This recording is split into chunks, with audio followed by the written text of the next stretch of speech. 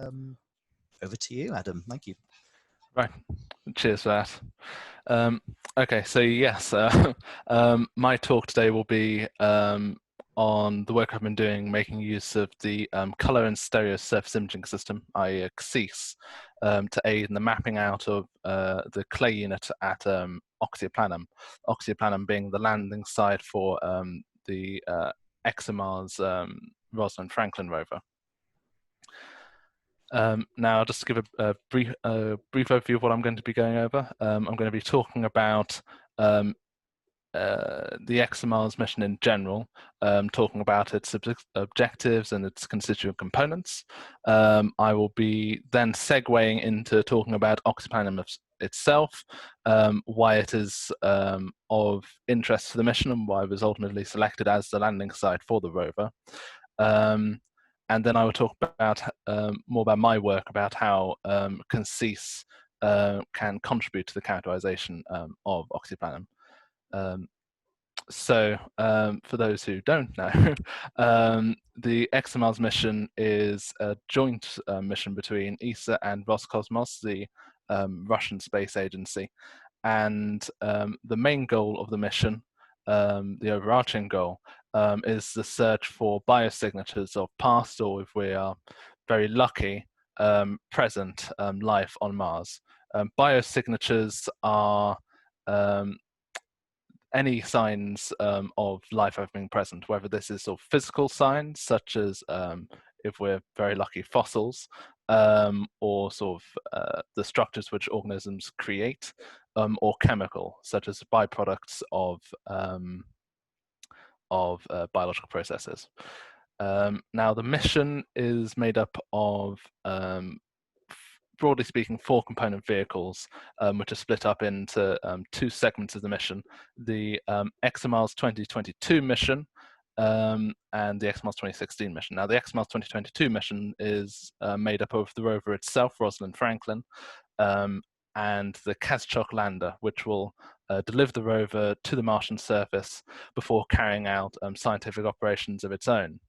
The ExoMars 2016 segment of the mission is composed of the Trace Gas Orbiter, or TGO, which is currently in orbit of the Red Planet carrying out scientific operations, and the unfortunately ill-fated entry, descent, and landing demonstrator Sharpening. Now, outside of outside of the broad goal, well, the main goal of the mission, i.e. the search for life, ExoMars has several other goals which it's looking to complete, although there's a fair amount of overlap between these goals. In descending order of priority, these are that the mission is looking to help characterize the geochemical distribution of the Martian subsurface, with this including the mapping out of water and hydrated minerals across Mars. It is to help with a broader study of the Martian environment, including its atmosphere. With this, with it being hoped that this will help in identifying any potential hazards to a future manned mission to Mars.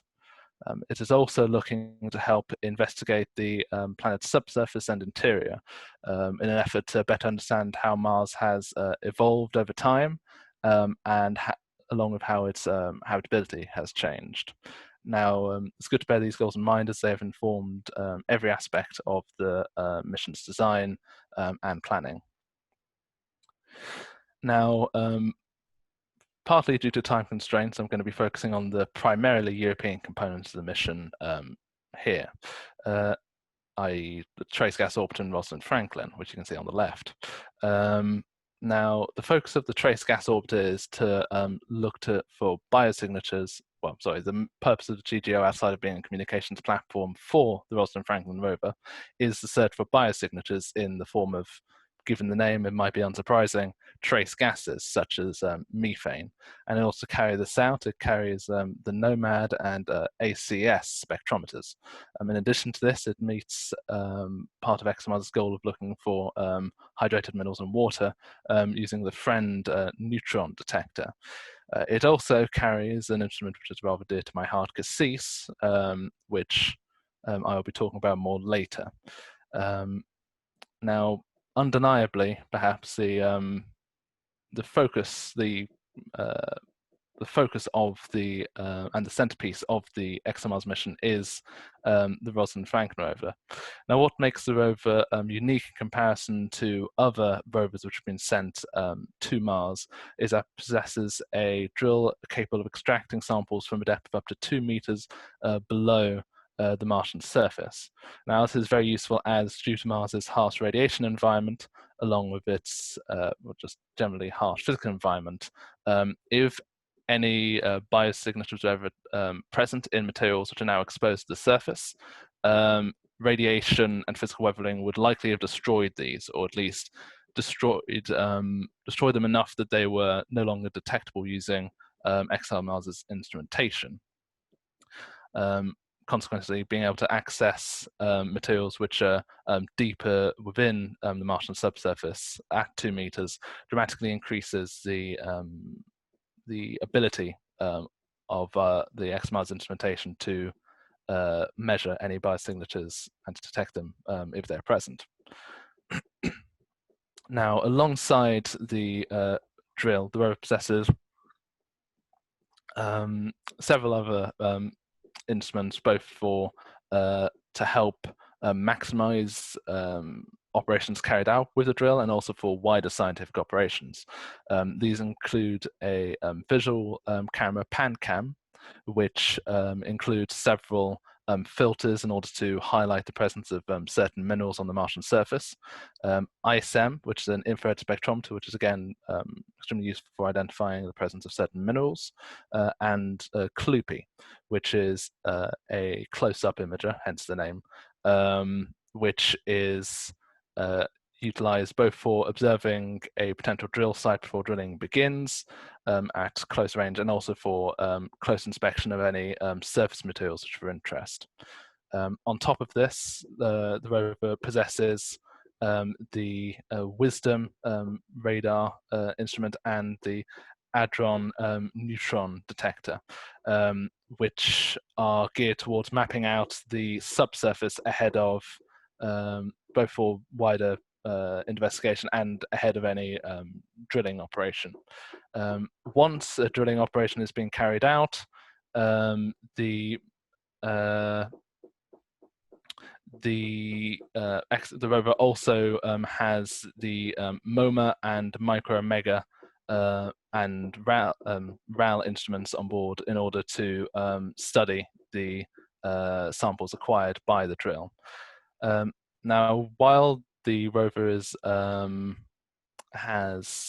capable, it's only able to meet its mission goals and get the best use out of its instrumentation if it is targeted at a site where it's able to put its capabilities to good use. So what does the landing site that it's targeted at need? What does it need to meet in order to help Rosalind Franklin meet its goals? I mean, to be quite banal at the sort of highest level, it must be something which the rover can actually land on, i.e. it must meet the engineering requirements of the entry and descent and landing system. It must also possess ancient, approximately 3.6 billion year old terrain, with this being due to the fact that Mars is thought to be have been most habitable before this point, and for the habitability of the planet to have dropped off after that, as the atmosphere was lost to space, and the radiation environment became much more hostile. In addition to this, given what we know from life on Earth, the presence of water is extremely helpful for life to flourish. So evidence of a long-lived and ideally recurring hydrological system was considered a must. Now, the fact that the terrain is identified as ancient isn't enough.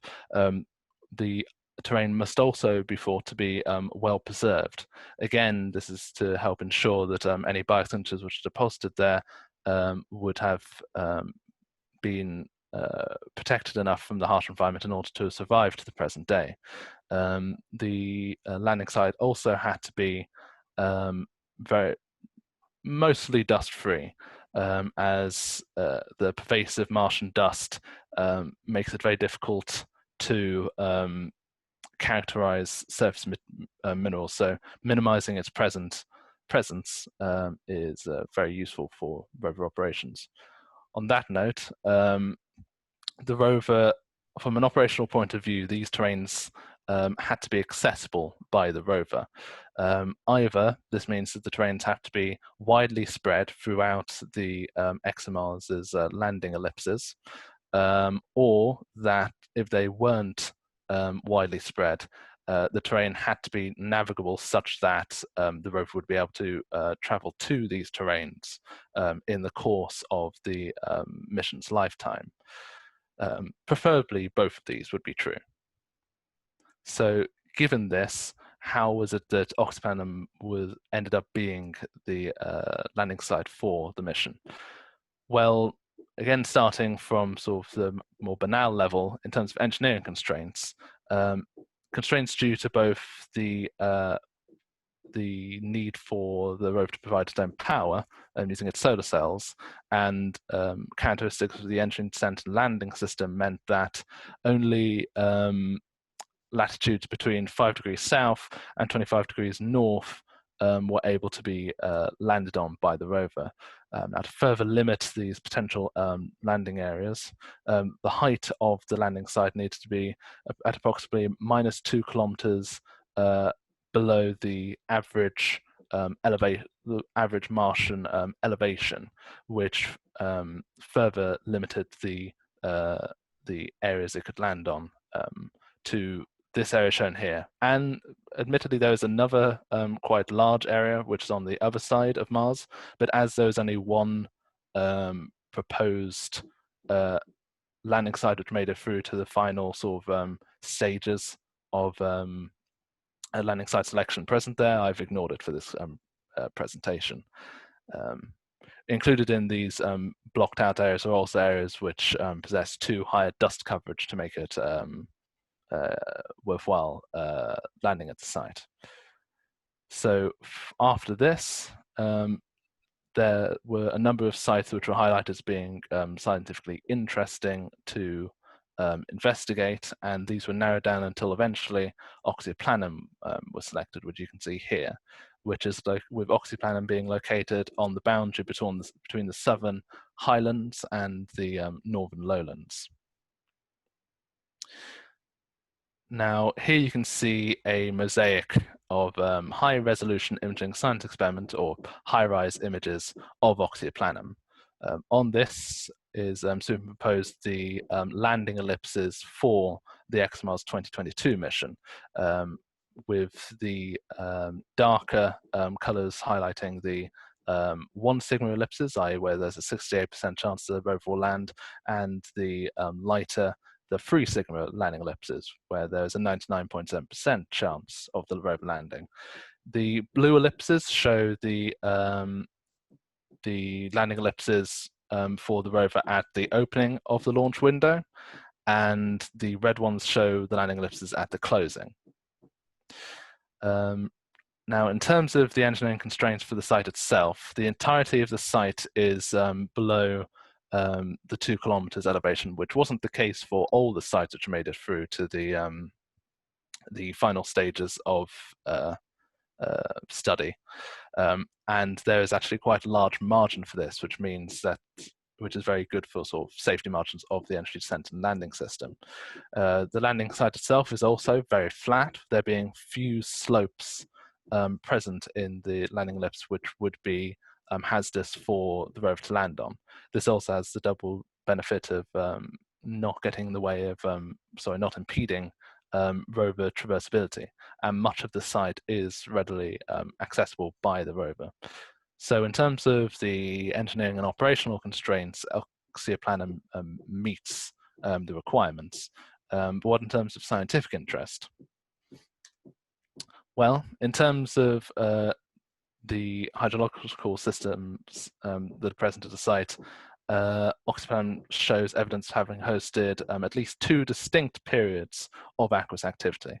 Now, initially, the site is thought to have been submerged beneath a large, long-standing body of water, which led to the formation of an extensive clay unit, with deposits being highlighted here in yellow. Now, this clay unit was originally thought to be very homogeneous, consisting of a single variety of iron magnesium clay, with a few sporadic exposures of aluminium clays, which I've left out of this for clarity.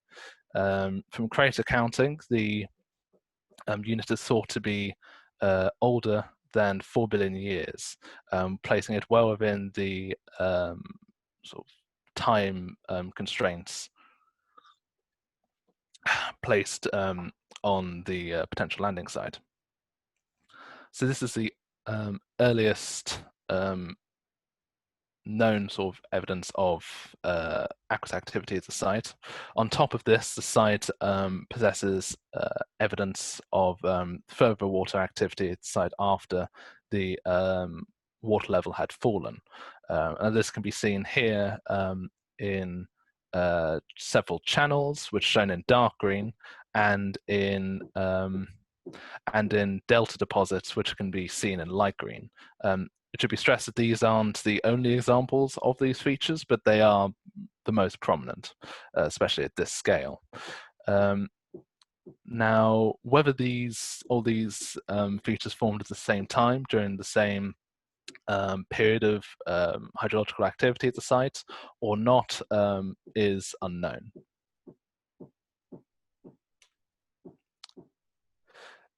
Now, on top of this, from work carried out at the OU, the projected drainage basin for Oxia Planum has been determined and is shown by this white line here, roughly shown, I should say.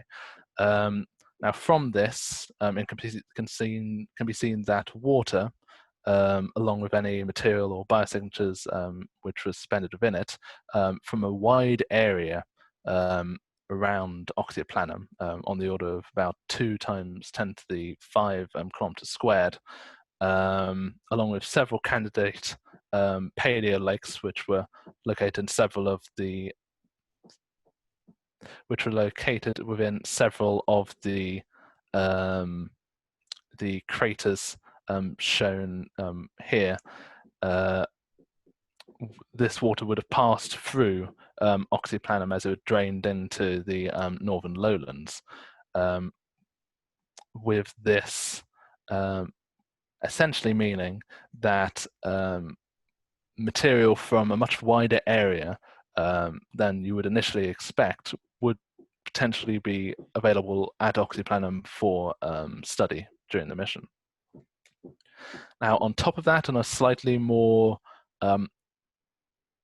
out there note, there are several theories which suggest that the northern lowlands once possessed a northern ocean, with one of the putative shorelines shown here.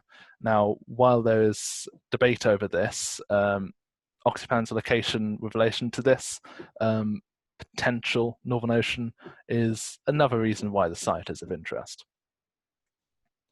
Now, in addition to this evidence of hydrological activity, there is evidence that the site, for a large portion of its history, has been covered by a capping unit, with its remnants being shown in red here. This capping unit is thought to have potentially been volcanic in origin, although whether this is as a lava deposit or pyroclastic deposit is still to be determined. It's also thought to date to at least 2.6 billion years ago, which means that most of the site would have been well protected for a large portion of its history from Mars's harsh radiation environment, with this having the obvious benefits of helping to preserve any biosignatures which are contained within the clay unit. So taken together, these factors mean that if life was ever present at a site, if they were present on Mars, there's a good chance that it would have been present at the site. These biosignatures likely would have been deposited in sufficient quantities to be detectable by the Rosalind Franklin rover, and would likely have been preserved thanks to the capping in it to the present day. So given that's Oxia Planum, where does my work fit into helping to improve our knowledge of the clay unit, or its extent in this case? Now, while this clay map has been very useful, both in identifying the presence of clays at the site initially, identifying candidate clays, and for the creation of a broad clay map of the site. The limitations of the instruments used to make it make the map somewhat impractical for use in navigating the Rosalind Franklin rover once it's arrived at the site to good exposures of the clay unit. And this is primarily due to the resolution of these instruments. Now, at best, the omega spectrometer, was used to help make the clay map, can generate maps with 300 meter per pixel resolution, or this can go up to 1 kilometer per pixel resolution.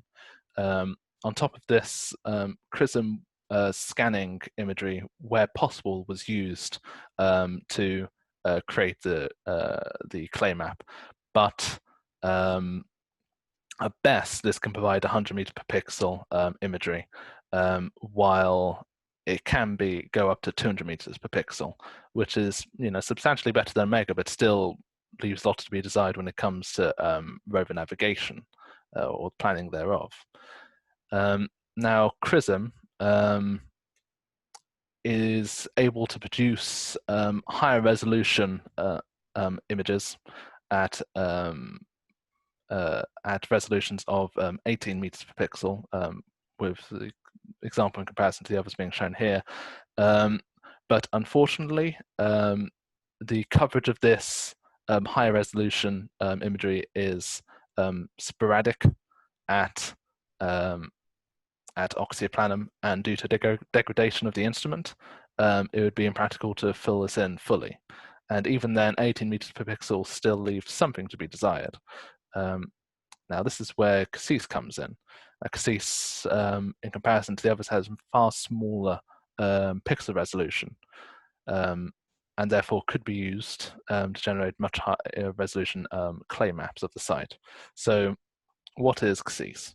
Well, in comparison to Omega and CRISM, which are both spectrometers, they are designed to have many channels, or effectively they could be thought of as color bands, which have very narrow defined wavelengths, which allow them to identify the presence of specific mineral groups and types. CaSSIS, which you can see sat here in or once sat in the University of Bern, is a color imager, which has 4 bands in comparison to CRISM's approximately 512, I believe, which has which has 2 filters which are within the infrared, so that's the near and red filters, and 2 which are in the visible pan, which covers the red portion of the spectrum, and blue, which covers the blue-green portion of the spectrum. Now, you may be thinking how a color imager which has 4 color bands can be used to do what a spectrometer with far higher number of bands could do, i.e. how we can identify the presence of clay minerals. And the short answer is that it can't.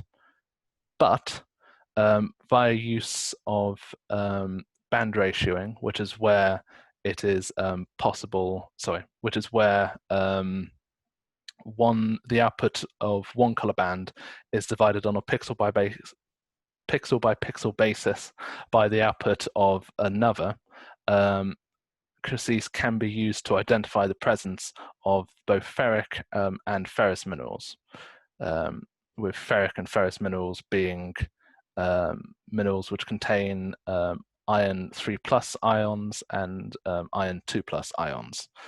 Now this property of CaSSIS images was discovered by Livia Tornabene at the University of Western Ontario.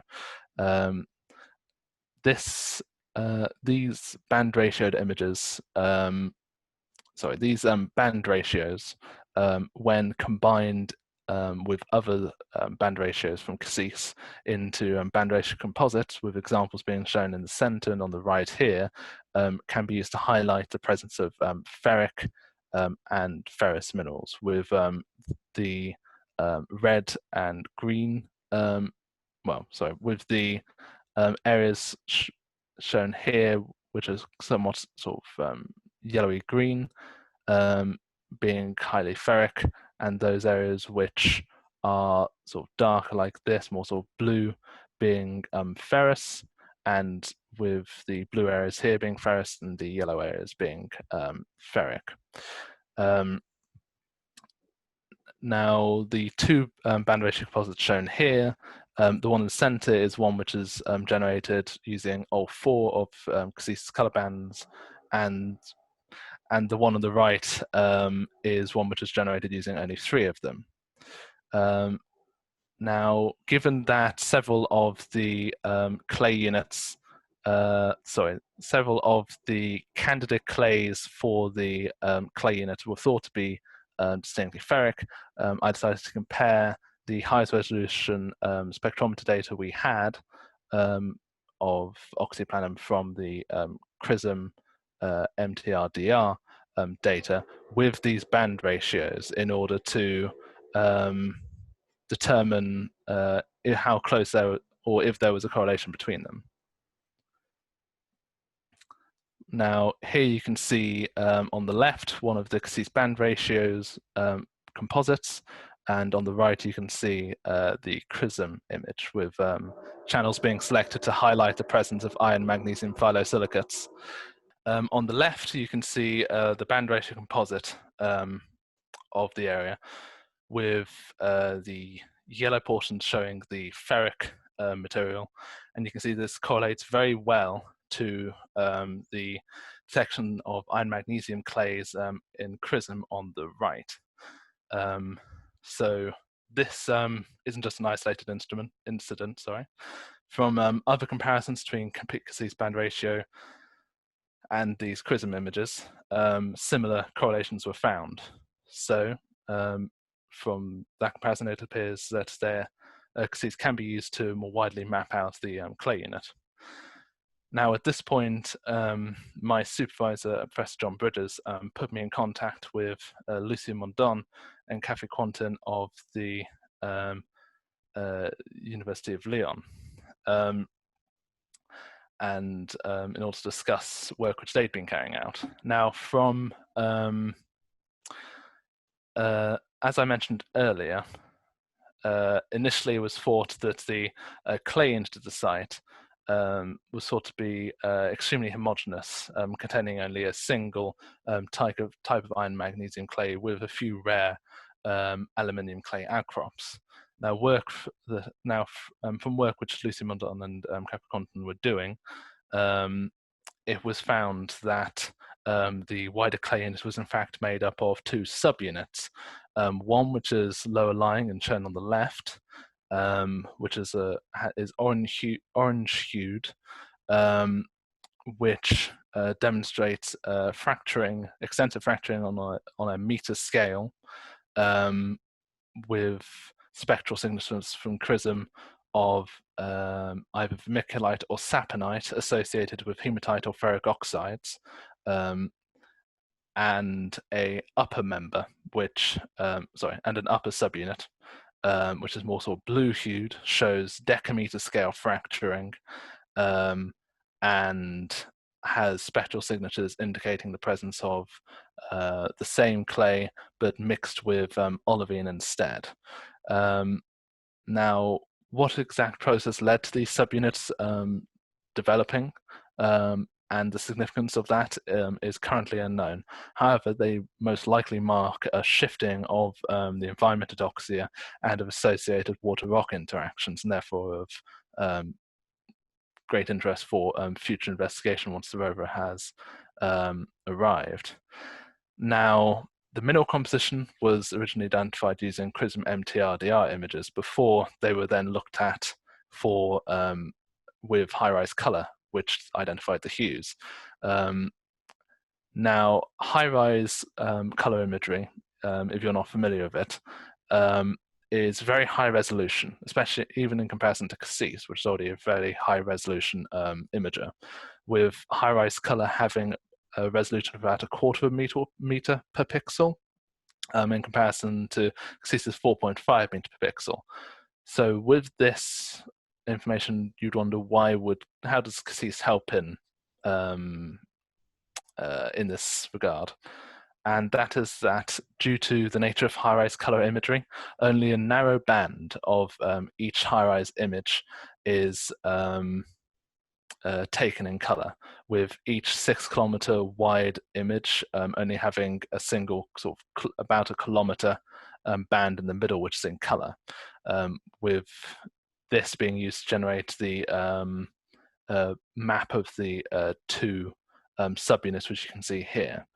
Now, seeming CaSSIS images, one, it takes much much wider images than high-rise to begin with. It's sort of between 7 and 9 kilometers, and it can image in either 3 or 4 colors across the width of these images. CaSSIS offers a way to more widely map out these two subunits than is currently possible. The only question was, could it? And also to test this, I mapped out those areas which had been identified as belonging to one of the two subunits using high-rise color in the CaSSIS band ratioed imagery, measured the pixel values, and then measured these pixel values across the 3 band ratios with respect to both the other subunit present there, and to the candidate clay minerals and purported olivine presence, respectively, with the comparison being shown here. Now, as you can see, at a glance, there the orange subunit shown by the dotted dashed line here, and the blue subunit shown by the blue dashed line are both readily distinguishable from each other. And just to expand on this graph more widely, what you're seeing here are the values of the pixels for each band ratio, the band ratios being pan divided by red, pan divided by blue, and red divided by blue here, with all of these band ratios being normalized with respect to the pan over red band ratio. Now, this band ratio identifies the presence of ferrous minerals, while the other two identify the presence of ferric minerals. So if there is a dip here from going from the band ratio normalized values, the band ratioed pan over red value to the other two, then that would indicate the material is more ferrous, and if it goes up, then it would indicate it's more ferric. Given this, you can see that the blue member, which is meant to be a mix of one of these two candidates with phaolite, which is olivine, you would expect the blue member to sit somewhere between them. You wouldn't necessarily expect the orange member to be more ferric than these, but given that that subunit is associated with both hematite and ferric oxides, which are distinctly ferric, this isn't necessarily unexpected. So broadly speaking, the two members match up with what could be thought to be what they should look like, and they are differentiable from each other. So at this point, it's been shown that CaSSIS is able to both more widely detect the clay in it, and also to differentiate between these two subunits which had been identified within it. And from this, I've now gone on to start mapping out these two clay subunits with what I have done so far being shown here, with the orange subunit, the low-lying one shown in orange, and blue in blue. Now, while this represents an improvement in terms of the resolution of the clay mapping, which is currently possible, I've been looking into ways to improve this further, and I've been looking to do this making use of a technique called pan sharpening. Pan sharpening being where you take low resolution or lower resolution color data, in this case CaSSIS, and use a high resolution grayscale image, such as HiRISE, and essentially form a simulated high resolution version of the color product using the high resolution grayscale product. And here you can see what I've, there we go. And here you can see an example of this, of a band ratioed product on the right in comparison to a standard CaSSIS image on the left. Now, even at this scale on a relatively small computer screen, I assume, you can see that the pan sharpened image shows a certain amount of pixelation, which isn't present in the band ratioed image, sorry, in the regular CaSSIS image, and this issue only increases as you zoom in, to the point where the pan sharpened image at this point isn't usable for extending of the sort of clay map. This is still a work in progress though, so hopefully this can be improved. To begin wrapping this up, Oxia Planum is the destination for the Rosalind Franklin rover, and it's a site which holds great promise for allowing the mission to meet its goals and to help expand our knowledge of Mars. There are areas which in which it could be better characterized ahead of the rover's arrival, and I think CaSSIS is an invaluable tool for doing this. Band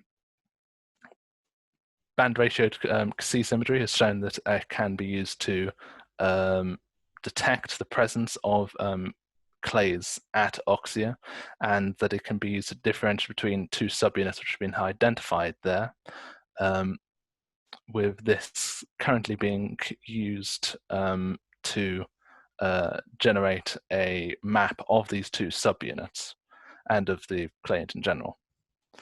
On top of this, I'm currently looking into ways to improve this mapping further using pan sharpening, although this is still very much a work in progress. And there we go. I think that's the end. So thank you for listening.